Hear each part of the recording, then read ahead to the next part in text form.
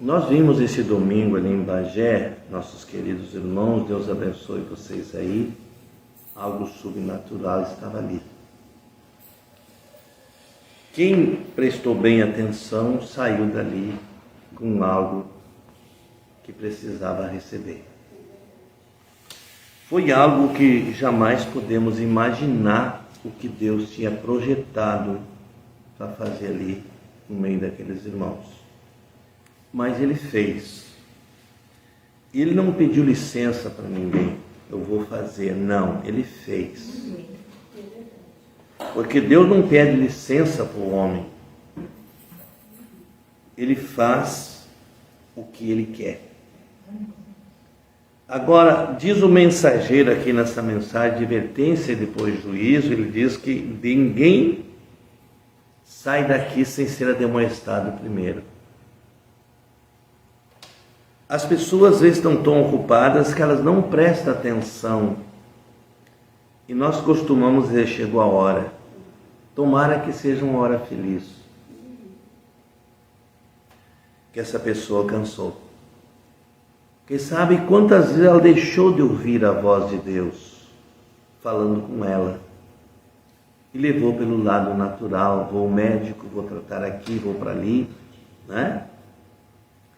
Tudo isso podia, né, ser pensado por esta pessoa. Mas ele diz assim, Deus nunca faz nada sem vir ao coração do homem primeiro.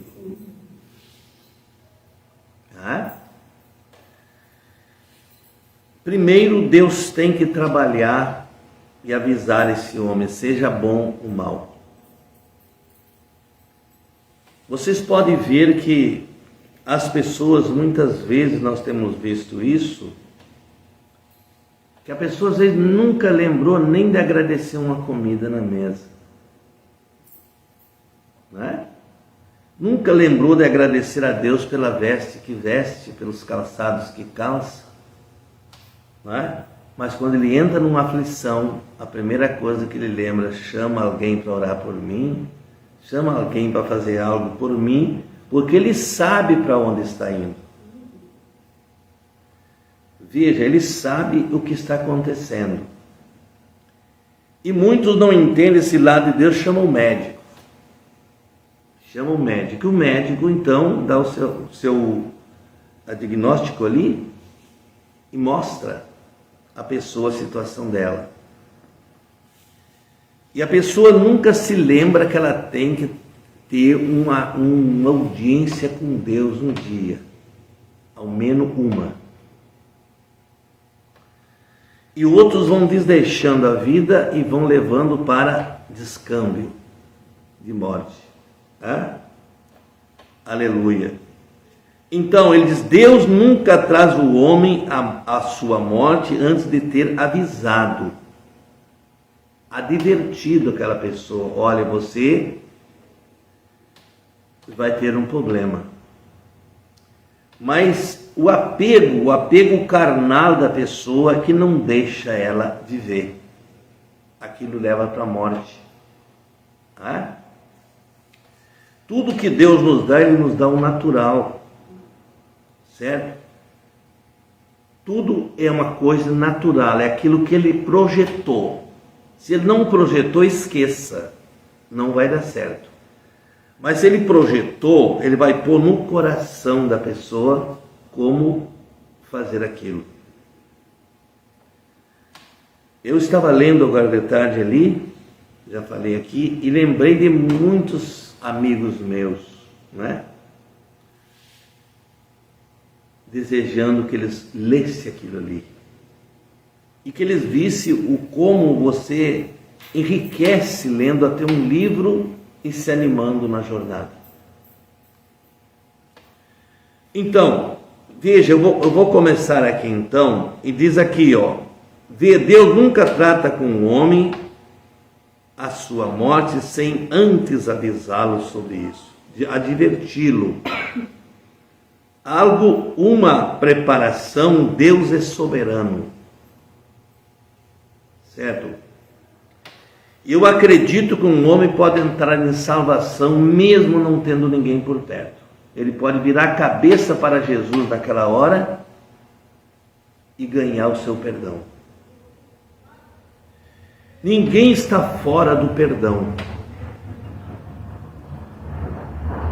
É por isso que nós temos que entender, como o profeta disse, que as pessoas têm uma alma. E essa alma lá dentro é que Deus está importado. Não é o estado físico do homem. Para isso, ele foi ao Calvário e curou as pessoas.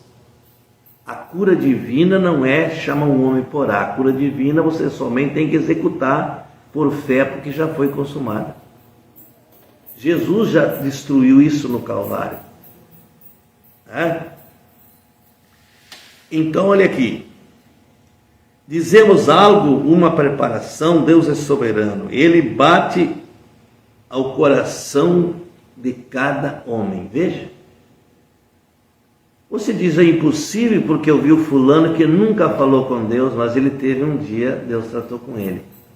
Deus veio ao coração dele e ele não fez, não sei porque ele não tinha nada ali dentro, mas Deus não levou ninguém daqui sem avisá-lo primeiro.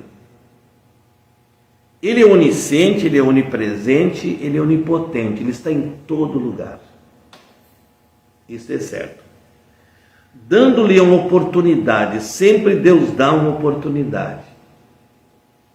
Às vezes se despreza até o canto de um pássaro que está te trazendo uma mensagem, porque você acostumou com a natureza. Uma coisa que você nunca pode se acostumar com a natureza, você tem que amar a natureza. E amar é lembrar sempre que aquilo te traz uma mensagem. Certo? Quantas vezes o profeta da era foi orar pelas pessoas e a pomba apareceu? E a pomba, vocês sabem, ela é o símbolo da paz em todos os países da terra. Nesse planeta, ela é o símbolo da paz. Ela é o Espírito Santo. Não é? Então, veja bem. Agora, cada pessoa sai daqui responsável. Não é?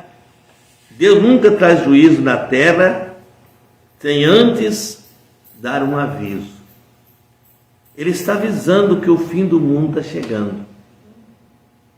Até o ímpio lá de fora sabe que esse é o último Papa. O último, porque ele deixou o concílio todo pronto. Agora você diz, o último Papa, não tem outro? Tem outro sim. Mas depois desse irá a perdição.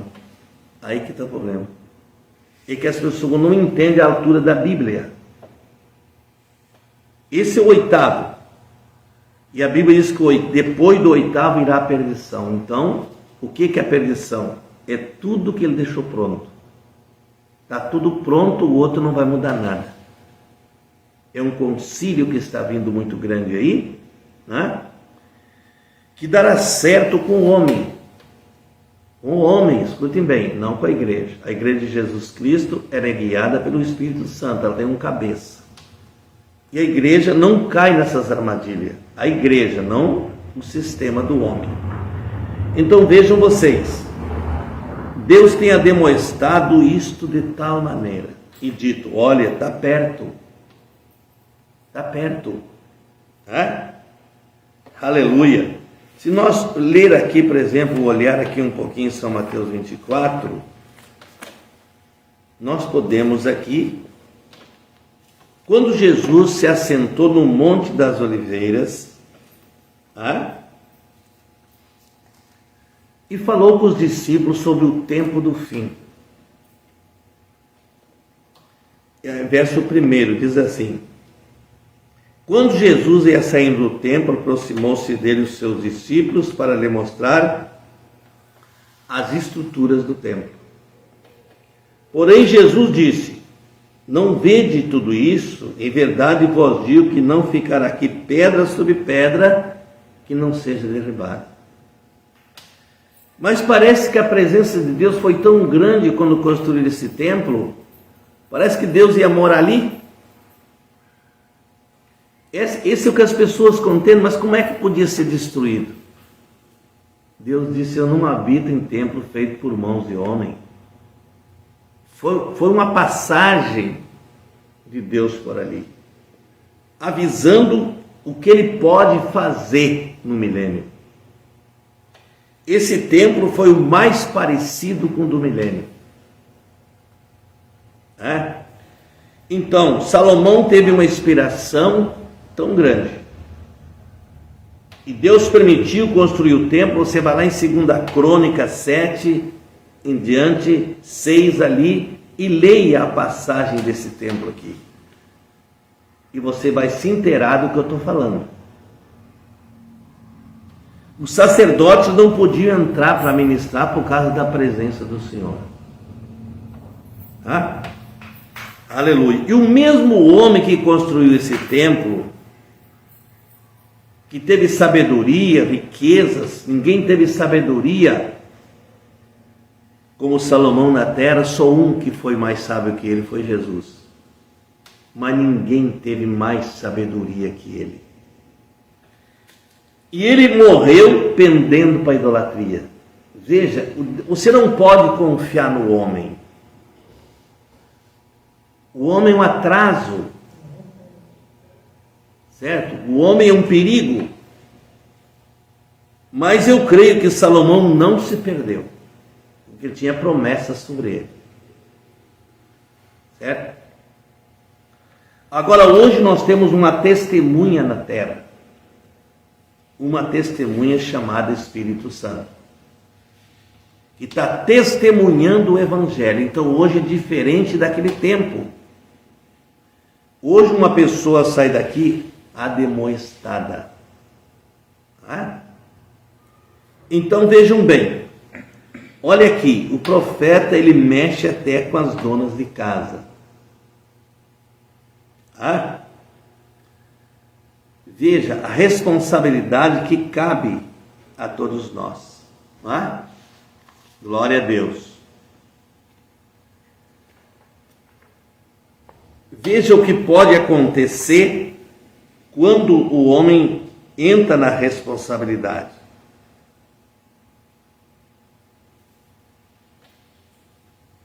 Ele diz aqui: digo de modo que aquele ministro está aqui.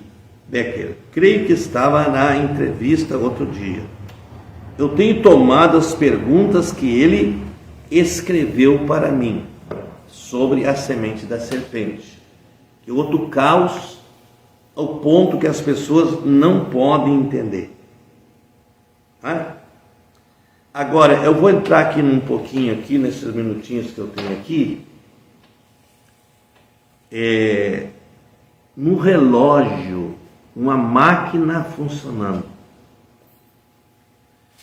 Você pode ter tanto de Deus o quanto você quiser, e você pode perder tudo num segundo. Sabia? Porque se uma peça daquele relógio for arruinada, ele não funciona mais. Para onde é que ele vai? Para a história. Eu tive um relógio. O mundo evoluiu tanto que você pode comprar um relógio semelhante a um relógio de muito dinheiro. Vai ali, compra aquele relógio, cuida para não molhar, e você anda com horas marcadas tanto como um relógio importante. Então olha aqui, ele diz assim: tal como um relógio que tem aqui. Agora, cada momento aí dentro, por pequeno que seja, tem seu lugar. Cada pecinha dele. Veja. Agora, todas as partes deles não podem ser os ponteiros. Só com os ponteiros você não tem um relógio, você tem uma parte dele. Só com os dons você tem uma parte de Deus. Você tem que ter um doador em você, que é o Espírito Santo. Isso mexe com a nossa natureza, claro que mexe. Mexe comigo também. E mexe com cada um de nós. Agora, ele diz: eu só olho nos ponteiros para ver as horas. Não importa o resto da máquina, porque quem toca o ponteiro é a máquina. Até mesmo o ponteiro pode cair e a máquina continuar funcionando. Ele é um objeto para marcar a hora. Mas o que controla esse relógio está dentro dele. E o que controla um cristão? É o que está dentro dele.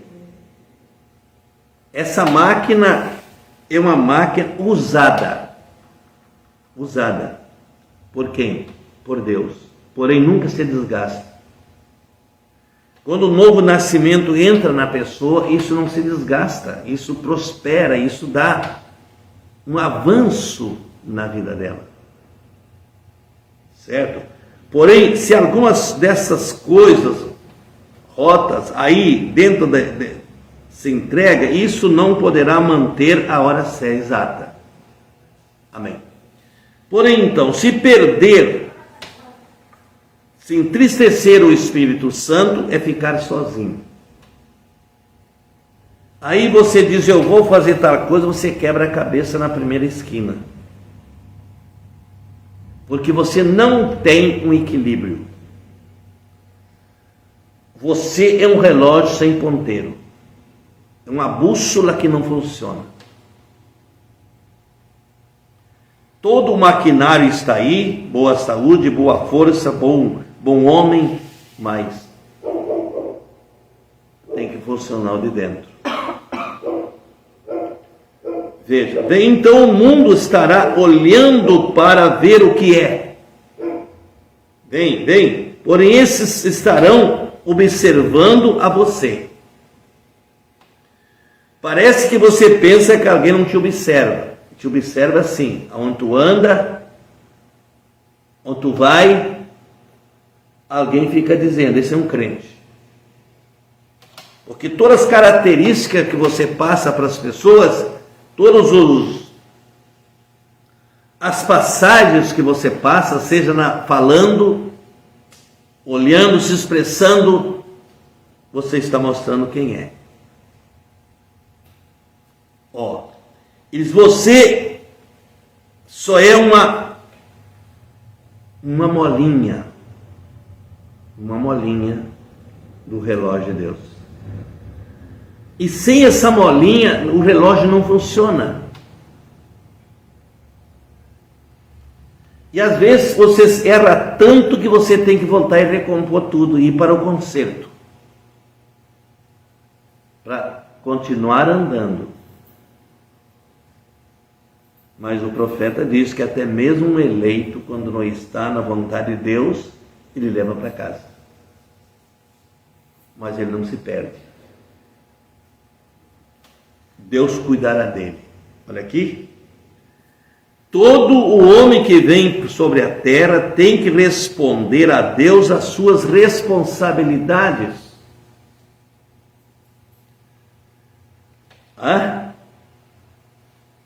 Até mesmo muitos que querem ser pastor. Coitados.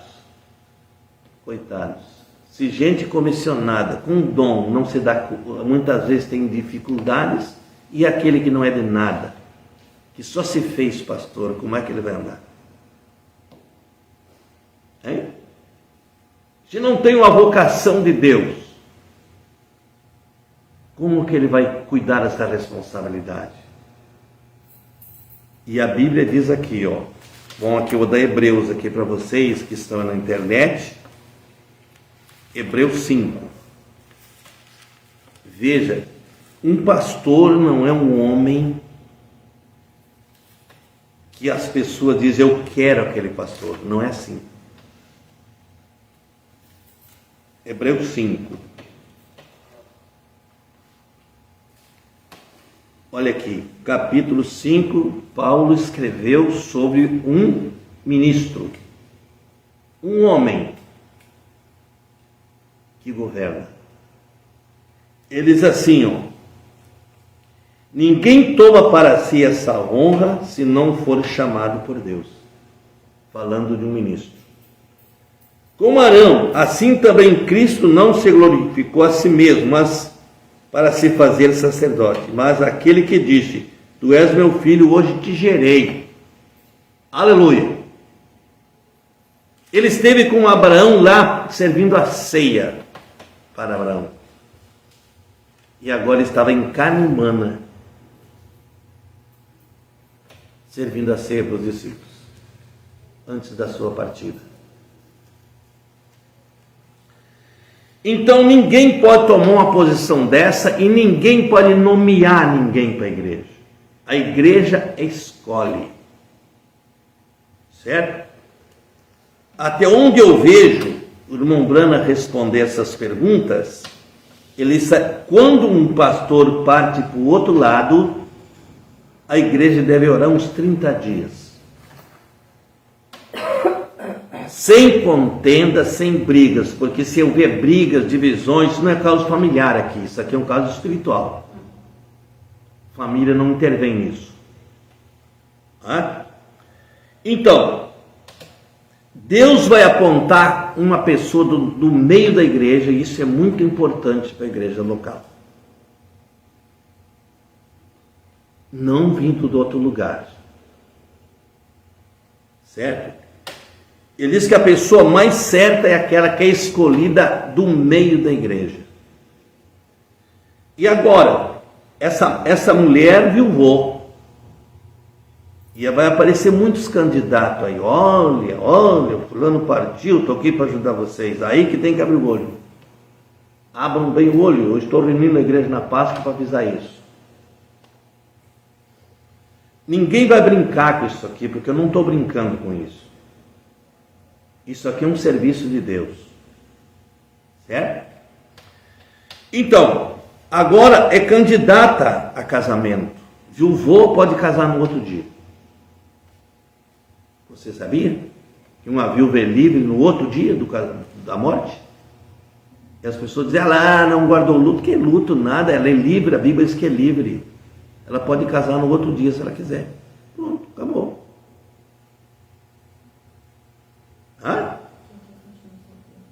Estão vendo vocês? Eu sei que as pessoas respeitam, né? Muitas respeitam, outras não querem casar mais. Então, mas o pastor e a igreja são casados espiritualmente. E esse casamento é desfeito quando o pastor resolve sair. Ou ele morre. Então é bom que vocês vão prestando atenção. Aí nós temos vários grupos aonde a gente vai. Todas essas pessoas se ajuntam em oração por muitos dias. Até que Deus pode falar com alguém no grupo. Ele pode falar direto com um homem ali.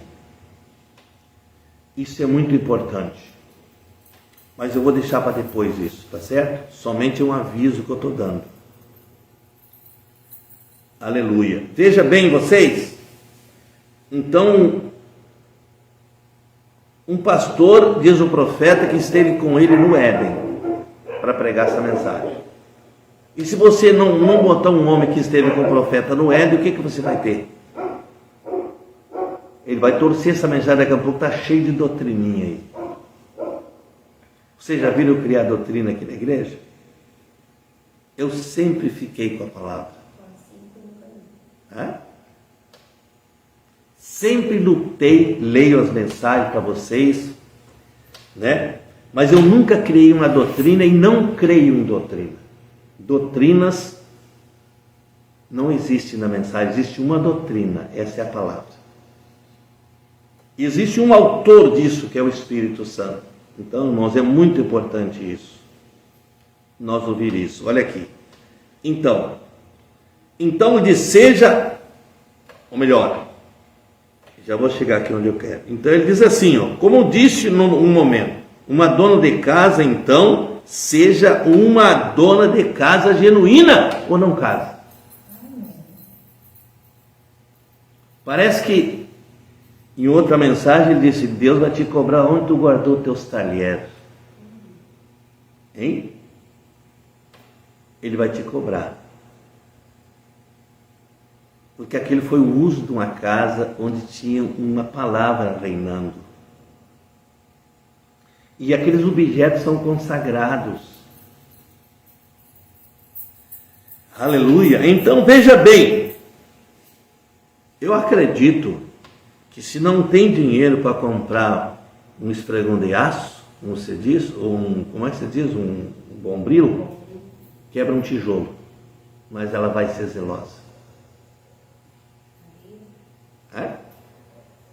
Ela vai ser cuidadosa, porque afinal de contas ela é uma pessoa que sabe que vai responder. Seja uma dona de casa, então seja uma dona de casa genuína. Genuína é aquela intocável.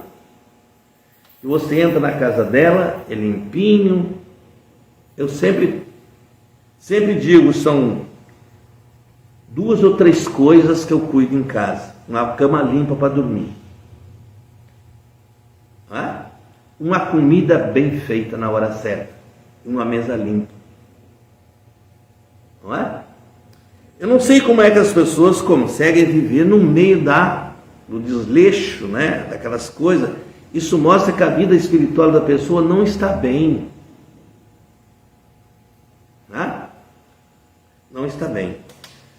Aleluia. Glória a Deus. Parabéns para a irmã Jurema, né? Vamos dar um parabéns para ela. Eu estava observando ali em Bagé. Quando o último começou, antes do último terminar a comida, ela já estava lá na pia lavando a louça, ajudando ali, né? Tão gratificante, tão lindo. A gente vê assim cada um fazendo a sua parte. Mas você vê outros que não estão muito interessados nisso, né? Eles querem o bem-estar. Estão vendo? Então, olha aqui, irmãos. Isso é correto. Se essa comissão é para ser um agricultor, seja um agricultor genuíno. Seja o que for que Deus pôs para você, faça. Amém? Fazer, você tem uma administração para com aquilo. Uma administração, você é um mordomo que está cuidando de um objeto que não é seu.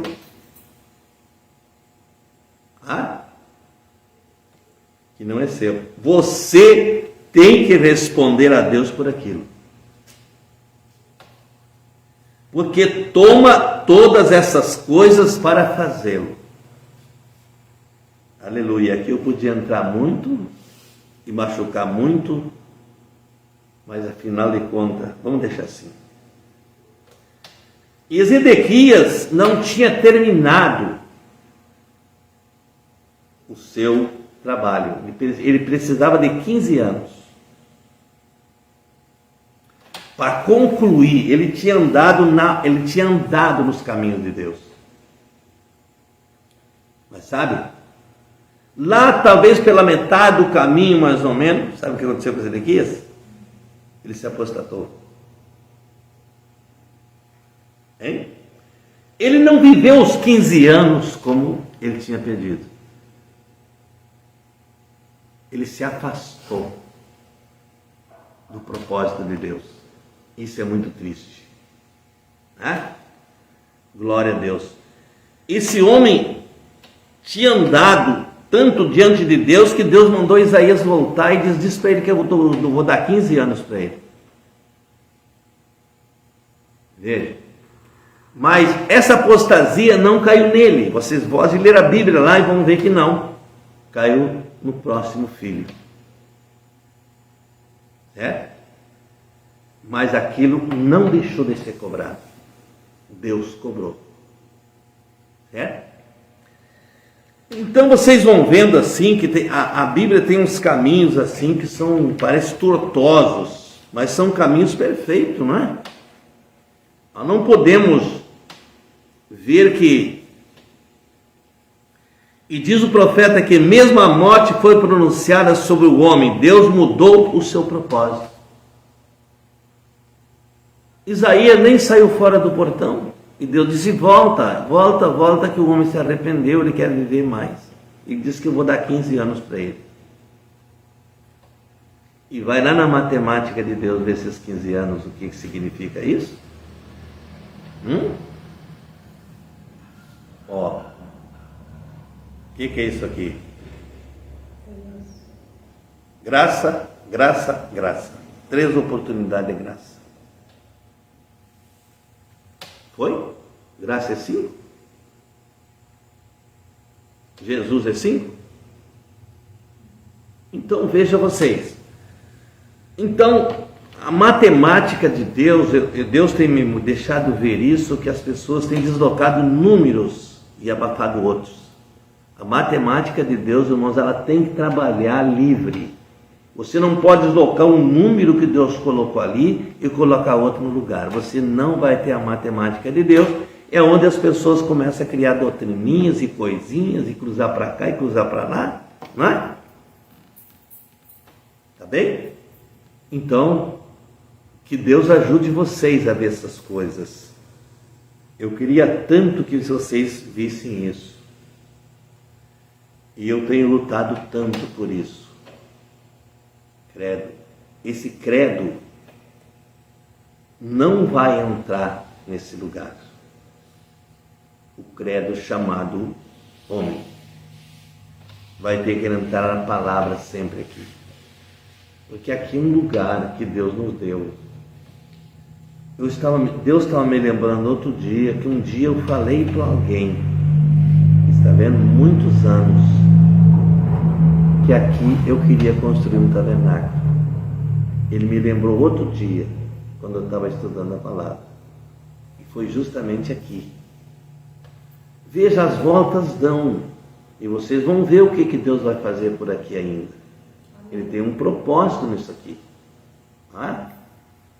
Ele tem um propósito espiritual e ele vai cumprir isso.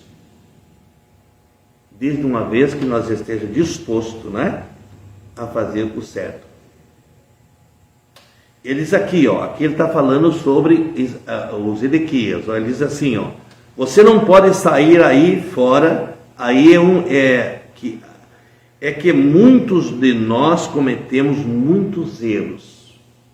É saindo fora e dizer, agora mostrarei a você o que tenho fé para fazer isto ou para começar. Estamos equivocados. Deus não dá a você dons para brincar com eles. Ele dá para usar na linha correta. Certo?